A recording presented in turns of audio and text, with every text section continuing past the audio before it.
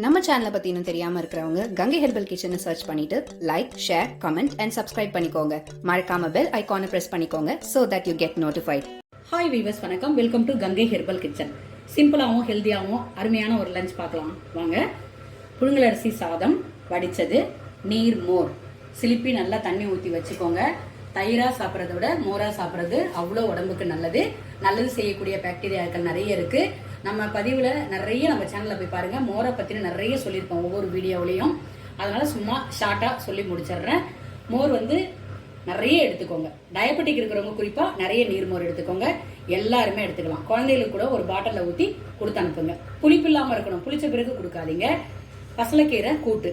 இந்த பசலைக்கீரையோட health benefits உங்களுக்கு நிறைய சொல்லியிருப்பேன். நம்ம வீடியோல போய் செக் பண்ணி பாருங்க. 2 பசலைக்கீரை இருக்கும். கொடி பசலை ஒன்று இருக்கும், அது பிங்க் கலரா இருக்கும், அது வீட்லயே இருக்கும். இந்த மாதிரி பச்சை கலர் பசலைக்கீரையும் இருக்கு. கீரைக்காரங்கள்ட்ட கேட்டு வாங்குங்க. கொடி பசலைன்றது வீட்டில தான் இருக்கு, அது ரேரா கிடைக்குது. ஆனா நான் காட்டுற பசலைக்கீரை நம்ம வீடியோல போய் செக் பண்ணி பாருங்க. பசலைக்கீரை கூட்டு அவ்வளோ உடம்புக்கு நல்லது. அதுவும் நம்ம வீடியோல காமிச்சிருக்கேன். அதாவது குறிப்பா பெண் குழந்தைகளுக்கு அவ்வளோ நல்லது. ஹீமோகுளோபின் ஏறணுன்றவங்க மருந்தோட உணவோட இதை எடுத்துக்கலாம். ரொம்ப நல்லது உடம்புக்கு. வாழைக்கச்சல், அதாவது வாழைக்கச்சல்னா நம்ம வீடியோல புதுசா வர சப்ஸ்கிரைபருக்கு தெரியாது. வாழைக்கச்சல்னா வாழை பிஞ்சு. கிராம பகுதியில இருந்து வரவங்கள்ட்ட கேளுங்க, வாழை பிஞ்சு எடுத்துட்டு வருவாங்க. எங்கூர் பக்கம்லாம் அதை வாழைக்கச்சல்னு சொல்லுவாங்க. அதாவது வாழை மரம் டாப் டு பாட்டம் எல்லாமே அவ்வளோ உடம்புக்கு நல்லது, ஆரோக்கியமானது. வாழைத்தண்டு, வாழைப்பூ, வாழை இலை, அந்த வாழைத்தண்டு அடியில அறுத்துட்டு கூட அதுல ஒரு மெடிசன் வைப்பாங்க, அதுவும் சித்த மருத்துவத்துல பயன்படுது. வாழைக்காய் அவ்வளோ நல்லது. அதாவது வாழைப்பூ அவ்வளோ தோற்பு சத்து, நிறைய உடம்புக்கு நல்லது, நிறைய எடுத்துக்கலாம். வாழைத்தண்டு, வாழைப்பூ, வாழைக்கச்சல் எல்லாமே அது நிறைய நான் சொல்லியிருப்பேன். வாழையை நட்டவன் வாழைய ஒரு அப்பெல்லாம் என்ன பண்ணுவாங்களாம், வாழை மரம், முருங்கை மரம் எல்லார் வீட்லயும் இருக்குமா. அதாவது ஒரு வறுமை அப்படின்னு வரும்பொழுது முருங்கைக்கீரையை உடைச்சி சமைச்சிருவாங்களாம். வாழைத்தண்டு, வாழைக்காவு அந்த மாதிரிலாம் எடுத்து சமைச்சிருவாங்களாம். அதெல்லாம் அப்பெல்லாம் சொல்லுவாங்க அதை பத்திலாம்.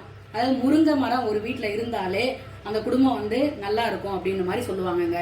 ஒரு தெருவுல முருங்கை மரம் இருந்தா அந்த தெருவுல இருக்கிற எல்லாருக்குமே பயன்படும். அதோட முருங்கை நட்டவன் வெறுங்கையோடு போவான்னு சொல்லுவாங்க. கோல் ஊன்றாமல் நடப்பான் அப்படின்னு சொல்லுவாங்க முருங்கைக்கீரை இருக்கும்போது. அதனால முருங்கைக்கீரையை விடவே விடாதீங்க. அந்த மாதிரி கீரைகளை ஏதாவது ஒரு கீரைகளை பயன்படுத்திக்கிட்டே வாங்க.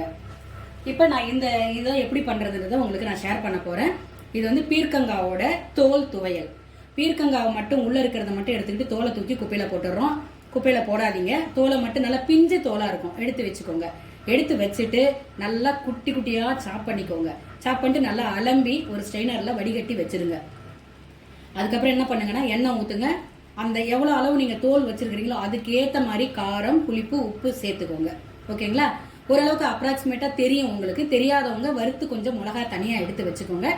அரைச்சிட்டு வாயில கொஞ்சமா போட்டு பாருங்க. முதல்ல செய்யறோம் அப்படின்ற குழந்தைகளுக்காக இதை சொல்றேன். காரம் பத்தலைன்னா மீதி இருக்கிற மிளகாயை சேர்த்துக்கோங்க. அப்படி இல்லைங்க அப்படின்னா கடைசியா இறக்கும் போது மிளகுத்தூளை சேர்த்து இறக்கிக்கலாம். காரத்துக்கு உப்பு தேவையான போது போட்டுக்கலாம். ஓகேங்களா? உளுத்தம்பருப்பு நான் கொஞ்சமா வச்சுக்கோங்க. இப்ப நான் இதுக்கு எவ்வளவு வச்சானாக்கா நல்லா இந்த அளவுக்கு இருக்கும் வச்சிருக்கேன் உளுத்தம்பருப்பு. அது தோல் உளுத்தம்பருப்பா இருந்தாலும் பரவாயில்ல, தோல் இல்லாத உளுத்தம்பருப்பா இருந்தாலும் பரவாயில்ல. எண்ணெயை ஊத்திட்டு உளுத்தம்பருப்பு, காஞ்ச மிளகா போட்டு நல்லா வறுத்து எடுத்துக்கோங்க. அதுக்கப்புறம் நீங்க தோல் கட் பண்ணி வச்சிருக்கீங்க இல்லையா, அதை போடுங்க. உப்பு போடுங்க. புளி எந்த அளவுக்கு வேணுமோ அந்த அளவுக்கு போடுங்க.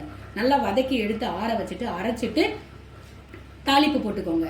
அது நல்லெண்ணெய் ஊற்றி கடுகு ஜீரகம் தாளிச்சிட்டு பெருங்காயம் போட்டு நம்ம அரைச்சதெல்லாம் போட்டு கொஞ்சமா அலம்பி விட்ட தண்ணியை ஊற்றி நல்லா வதக்கி எடுத்துட்டீங்கன்னா சூப்பரான பீர்க்கங்காய் தோல் துவையல் ரெடி ஆயிடும். வேணும்ன்றவங்க ஃபாலோ பண்ணி பாருங்க. இதை நிறைய துவையல் ரெசிபி நம்ம வீடியோல போட்டிருக்கேன், செக் பண்ணி பார்த்துக்கோங்க. இது தோசை, இட்லி, சப்பாத்தி, கல் தோசை, மோர் சாதம், பழையது எல்லாத்துக்குமே ஒரு சூப்பரான ஒரு துவையலுங்க. ட்ரை பண்ணி பார்த்துட்டு உங்களோட பதிவை சொல்லுங்க. உங்க சப்போர்ட்டை பண்ணுங்க.